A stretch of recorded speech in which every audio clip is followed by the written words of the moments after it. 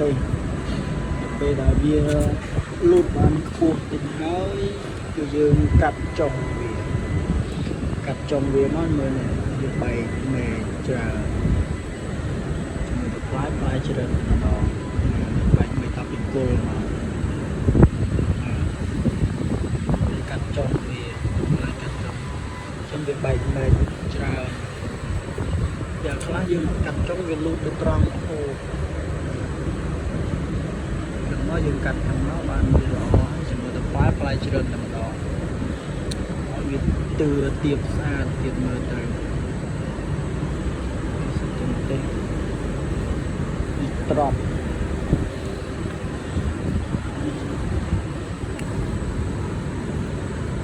ពេលលោះមកខ្ចីហ្នឹងទៅទើស្អាត